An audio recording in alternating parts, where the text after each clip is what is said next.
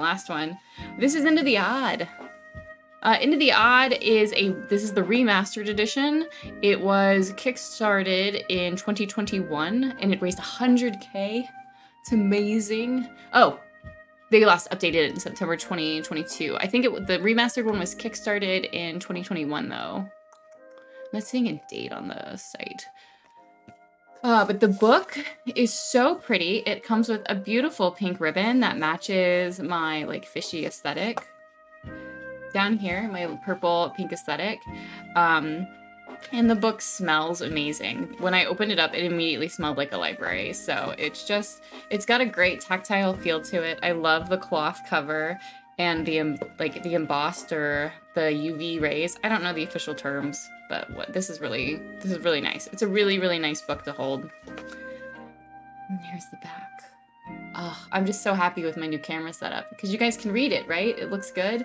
Let me know if I need to bring the camera down. I have a whole arm now instead of like, before it was like a wire. Now it's an actual arm. So good stuff. Good stuff. So what is Into the Odd? It's a rules-light, flavor-heavy role-playing game of industrial horror and cosmic strangeness. Bastion is the only city that matters. It's the industrial age. It sits on the smoke-shrouded hub of mankind, surrounded by a world of lurking horrors and cosmic interference. The underground spreads beneath our feet, and the stars loom above. So that is what we have on the back. Yeah, a lot of range for Johan, I think, maybe. Anyway, this book is stunning. It's just hair, get out of my face. It's just a work of art. I really love it. I think it uses a lot of public domain artwork.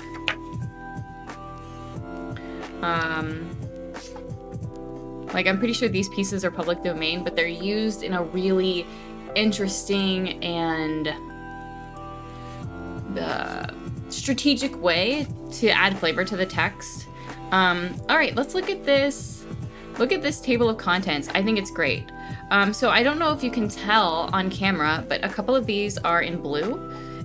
So the example play is in blue, and then the appendix is in blue. And the appendix is a bunch of roll tables. Shoot, I am gonna need my dice.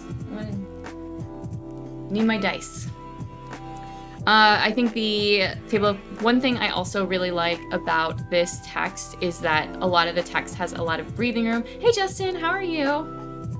A lot of the text has a lot of breathing room, and it's easy to skim, which is hard to come by in some games, which I know not all games have the ability to spread out their text, but it's nice. It's nice when it does.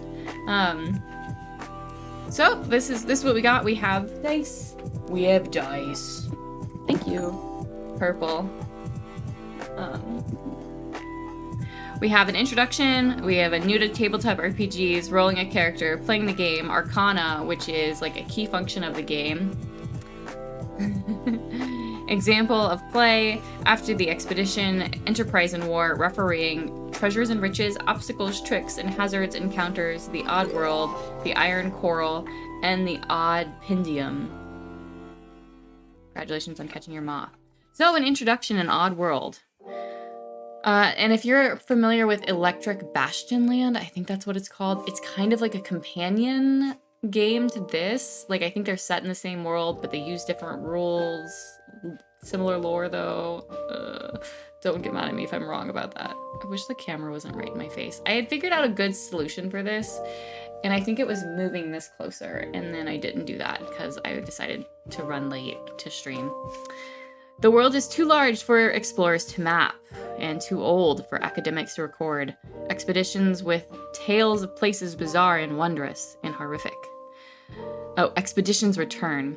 You are an explorer, braving the unknown in search of riches, knowledge, and power. Most of all, you seek arcana, strange devices holding unnatural powers.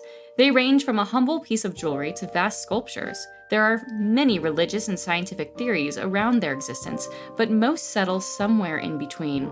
Citizens flock to Bastion. Its vast industries provide dangerous but dependable work, and its docks send guns, chemicals, and newspapers to distant neighbors.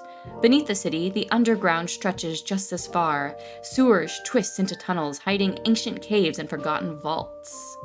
Fallen cities are adorned with statues of star beings. Cultists manifest their fervor into reality, and belligerent unions prepare for a cosmic invasion. Familiar landscapes are overrun by strange weeds, corrosive mists creep in from the sea, and jet-black mountains watch from the horizon. This odd world has been affected by being stranger than we can imagine. So that is the introduction to An Odd World. Also, I want to show off the ribbon once more, because these are like a black background here, and it's a beautiful color. I love their obsession with like pink and purple. It's my favorite. A nice, easy intro to tabletop RPGs. You just need a set of dice, pencils and paper, and then the referee or GM prepares a location for the characters to explore. And there's, I think the Iron Coral is an introductory adventure. It actually says right there, an introductory adventure. So it does come with an adventure in it. So we're gonna roll a character. Should be pretty easy. Let me lift. Woo, we're zooming out. It's so much easier now. I'll zoom you back in a second. All right. Oh, yeah, these are let me show you my cute Valentine's Day dice. These are this one's Josh's. These are mystery dice we got. It was in a mystery pack, and what's cute about it is the 20, trying to find the camera. It has hearts where the 20 should be. It's very cute. And they came with like thematic pins as well. I'm not really a dice person anymore, but I couldn't resist these. And they're metal. They got a good mouth feel. All right. Roll 3d6, each ability score in order. Okay. So we have ability score strength, dexterity, and willpower. So, I've got a notebook. Just so I can write stuff down. This is my badass notebook. So bright. I'm so bright right now. All right. We got a random page, just so I can track this stuff. Strength, not that we need to track a lot, but I can't remember any numbers ever. Strength, dex, and will, pretty much. All right, what is our strength? We got a 4. Dex, I don't know, I'm rolling another d6. A 2. Willpower, 5. Alrighty. Characters start with d6 hit protection, HP, a measure of their ability to avoid life-threatening damage. All right. Oh, 5. So my hit protection is 5. Starter package. Consult the starter package table on the following spread to find your starting equipment and any special information about your character, as well as individual equipment. An expedition is assumed to have rations, lanterns, and basic climbing and mapping and camping equipment. For small player groups, each player may create one more companion, roll their ability scores in order, and give them 1 HP and a hand weapon. All right, let's see. Down you go. Let's see what starter package I get. All right, so I have match your highest ability score against your HP. So my highest ability score is will with a 5, and my HP was also 5. So, to find your weapon, okay. Wait, what are these numbers on the side? Oh no, did I do something wrong? Oh, rolled 3d6 for each one, guys. Howls. Okay, we'll make strength 11. That's all the original 3. I thought it was a d6 per ability. It's 3d6 per ability. Okay, slow down, read the rules. Okay, wow, I just rolled, no one will believe me because it's not on screen, but I just rolled 3 5s. My dex is 15. I'm so dexy. All right, and will, that's 2 5s and a 1, so another 11. Alrighty. All right, and my HP, my hit protection is 5, so now we have a better sense of what we're looking at. So my hit protection is 5. Let me get you in here. So my hit protection is 5. and my highest ability score is 15, which means that I get my starting package is a sword and dagger, which uses a D8, and it is bulky, a magnifying glass, and a lost eye. So that's my starting package. And as you can see, there are several items on here to help you build out a character. Sorry, I'm trying to get my camera over just a little bit more. So that's pretty nifty. That's pretty nifty. So right away, I already have like a pretty unique skill set. I'm not really sure what bulky means in the way you play quite yet. More information can be found in the equipment list. Arcana are rolled randomly, see page 20. If two characters would have the same equipment, the second character takes their starting package from the column to the left or to the right. Okay, cool. Alrighty, 100 pennies make a shilling, 100 shillings make a guilder. Okay, so we've got some immediate currency, we have lots of tools. We have how to roll damage, so crude weapons are a d6, hand weapons d6, field weapons. Oh, so my dagger that I acquired, my sword, what's my sword? My sword is a d8, but my dagger is a d6, so that's cool. Armor, how much money do you start with? Do you start with any amount of money? Doesn't seem so.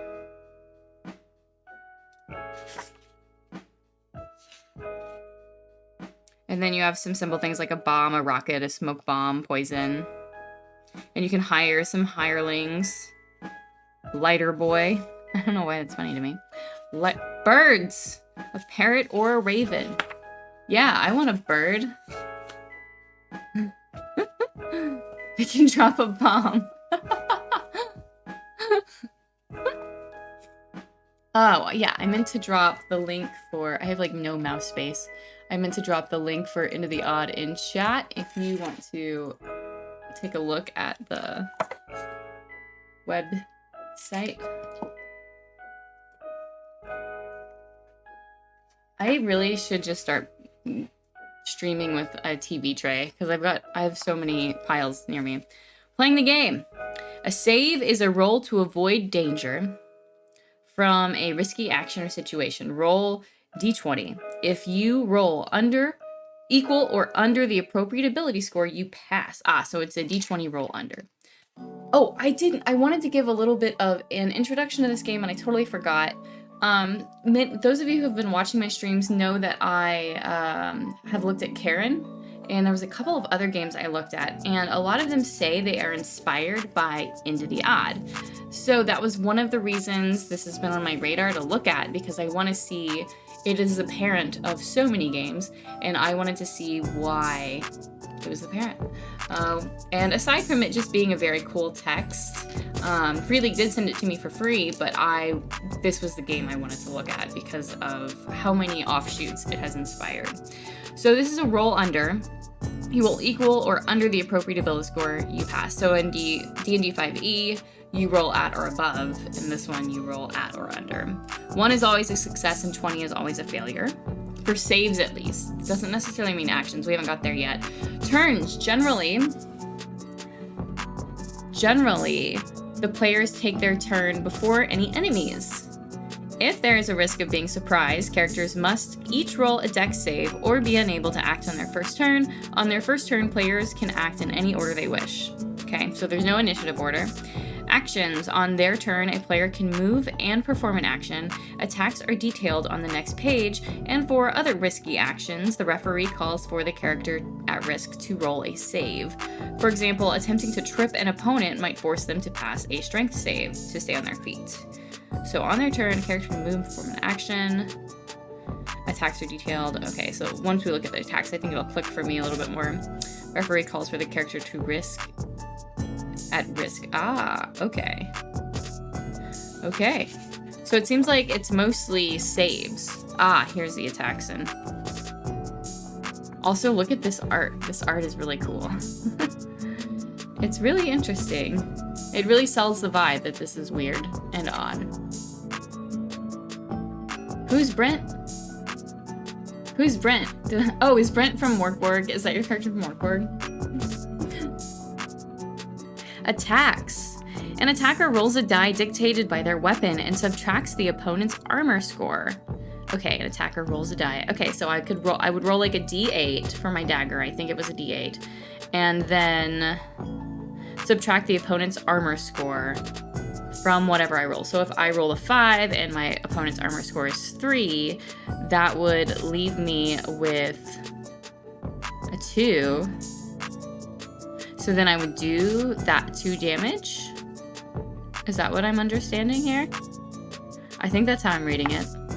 Attacks that are impaired, such as firing through cover or fighting while grappled, roll d4 damage regardless of the weapon. Oh, that's fun. That's a really simple way to round that down. Yeah, sounds like 2 damage to me as well.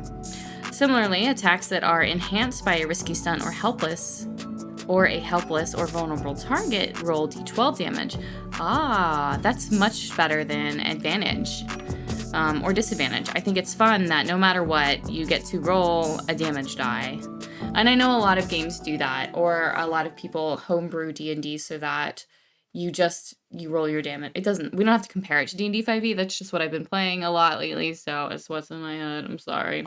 I know it's not the lens through which all RPGs should be compared. I just know it is a central hub a lot of us can latch on to. So, Blast. Blast weapons cause damage to all targets in an appropriate area, rolling separately for each. If in doubt as to how many targets are affected, roll the weapon's damage die. Heck yeah.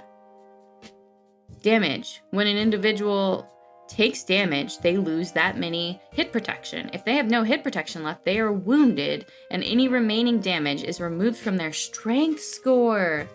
Oh. They must then pass a strength save to avoid critical damage. Oh, hi, Beth. Welcome in. How's it going?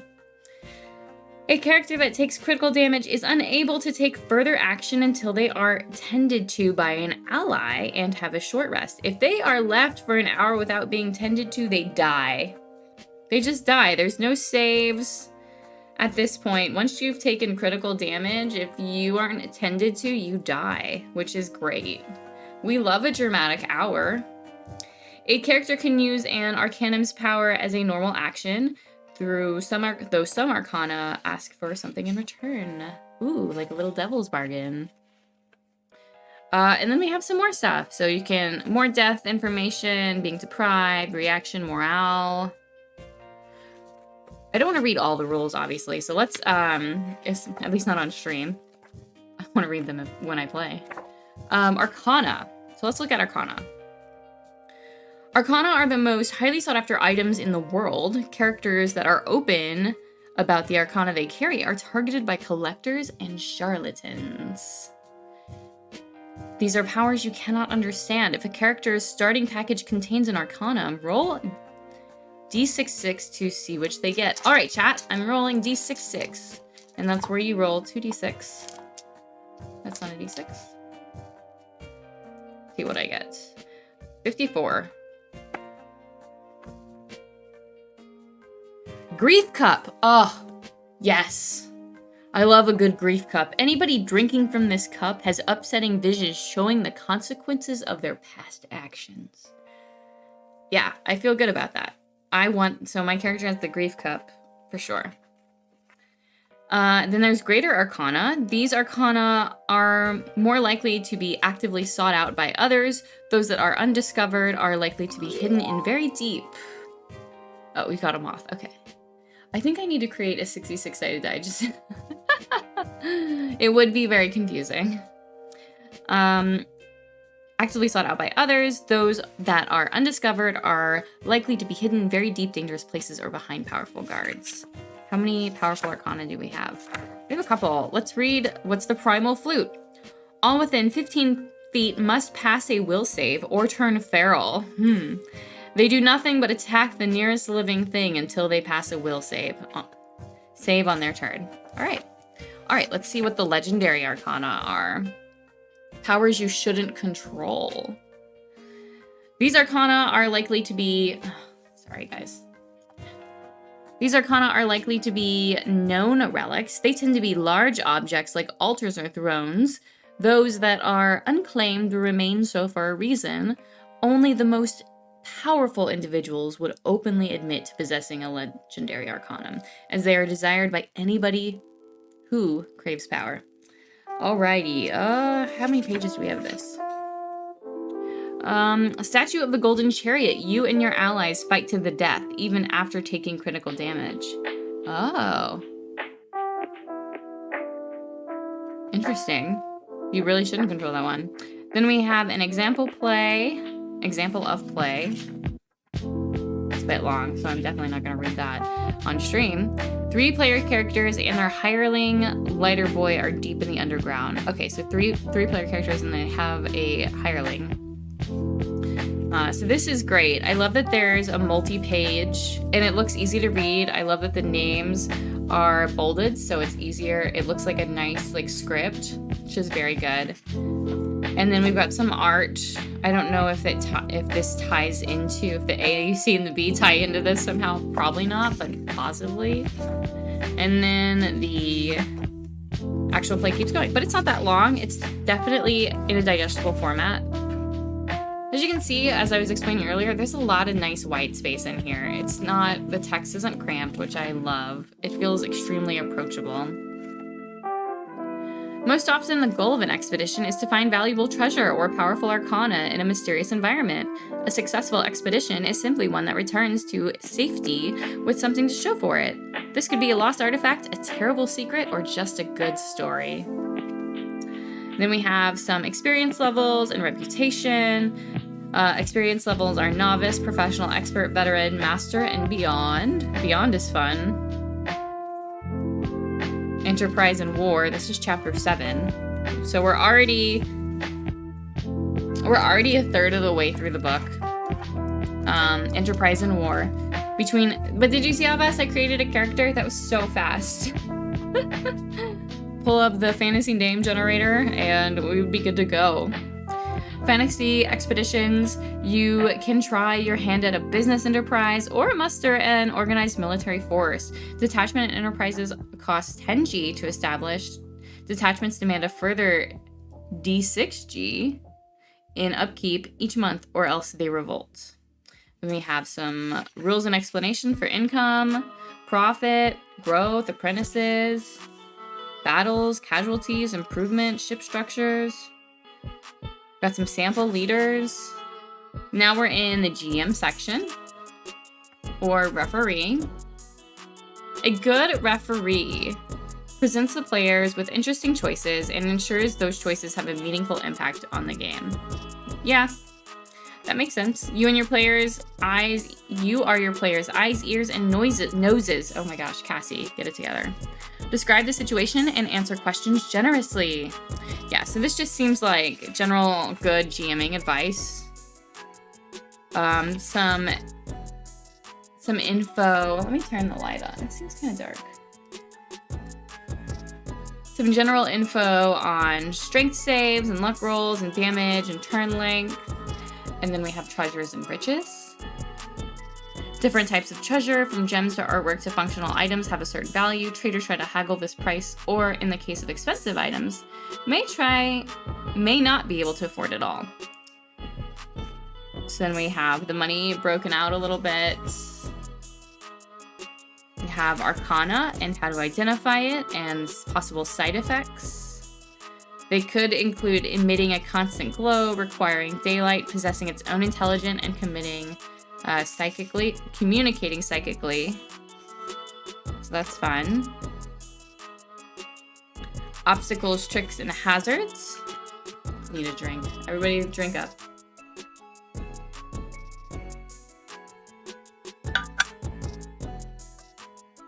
As a general rule, the presence of a trap or other hazard is always noticed by characters. They are running, visually impaired or distracted. After this, the characters may be harmed through further inaction or lack of caution. Most hazards should allow a dex save to avoid danger at the last second. I will say that in my D&D game, where I've changed it to where they pretty much see all the traps, and watching them figure out how to solve the trap is much more interesting and entertaining than just being like, by the way, all these holes in the wall have darts and they're hitting you now. So this is great. Yes, just tell your players and then make it a problem for them.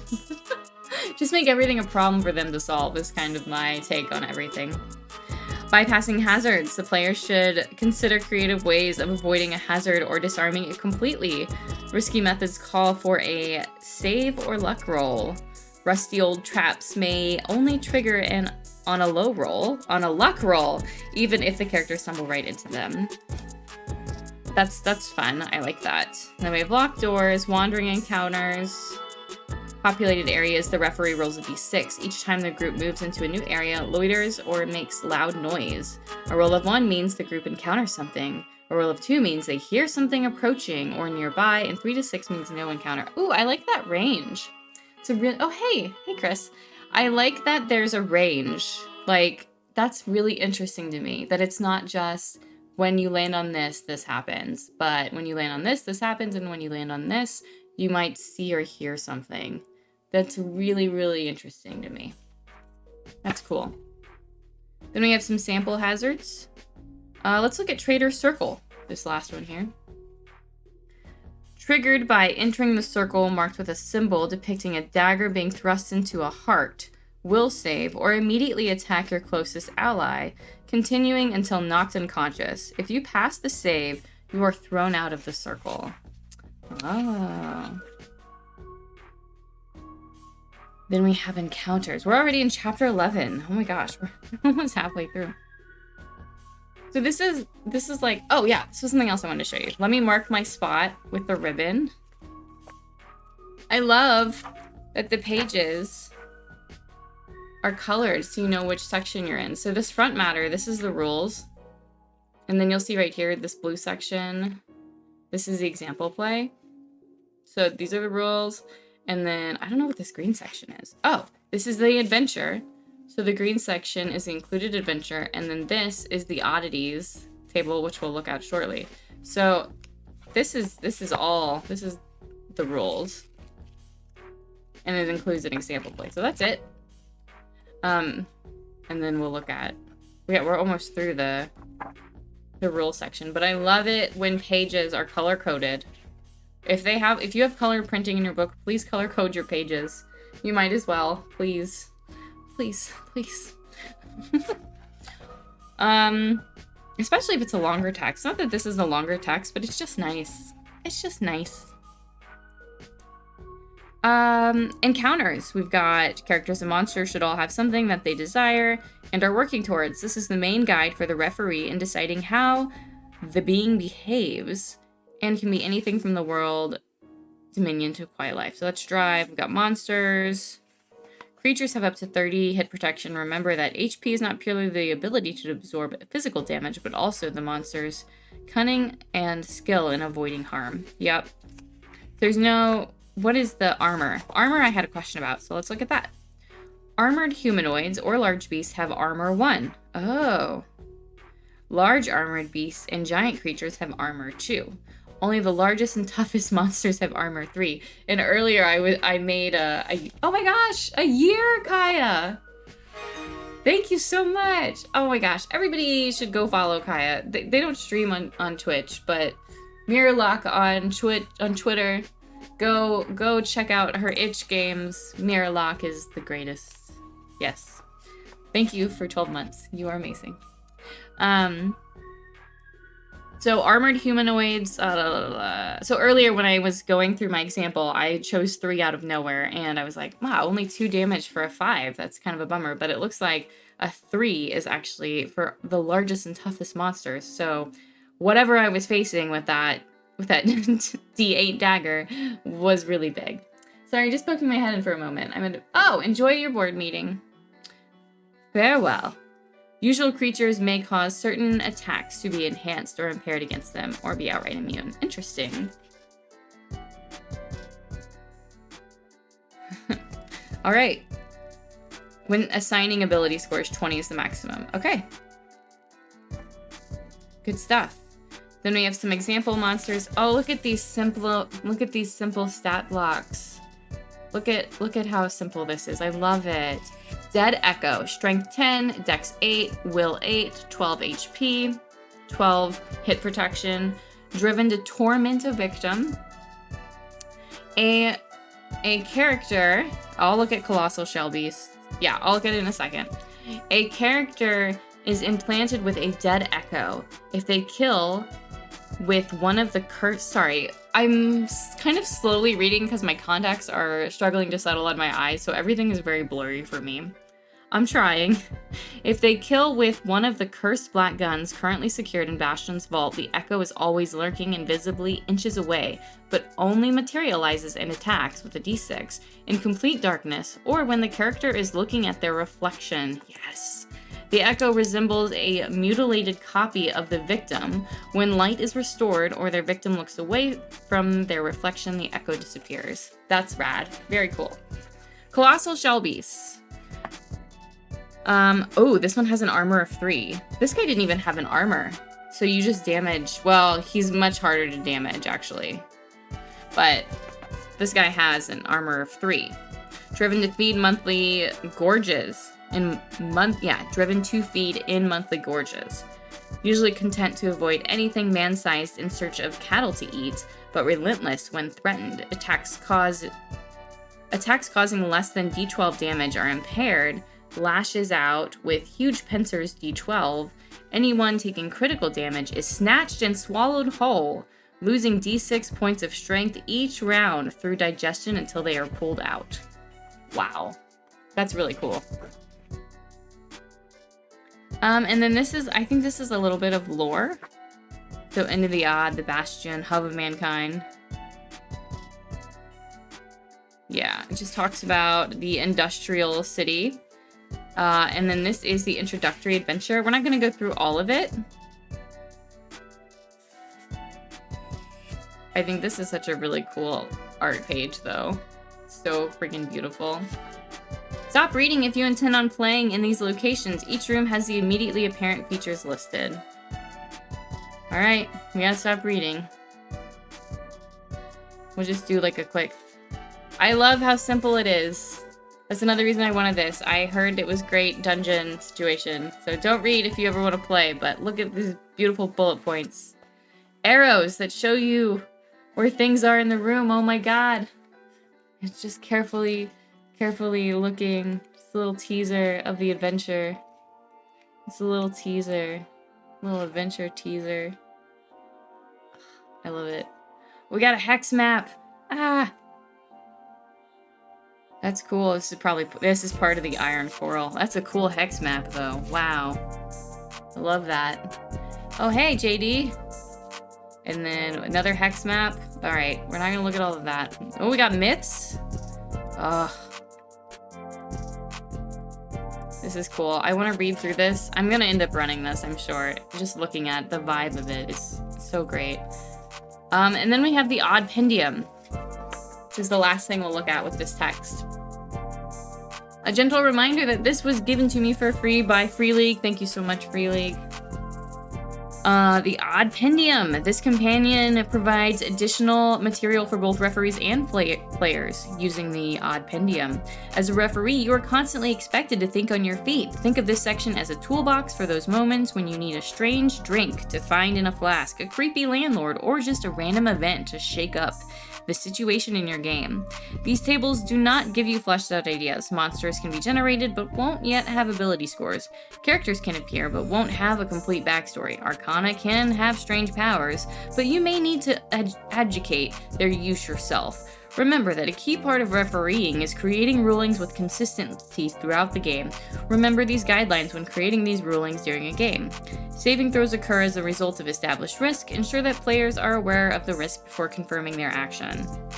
Alrighty, let's roll on a random table. Let's see. What is Bastion's greatest business? I don't know. I'll just roll. See. 70. Bait smoke farms. All right. So as you can see, there's a ton of tables. What's beyond the darkness? I gotta know. 87. Alchemy lab.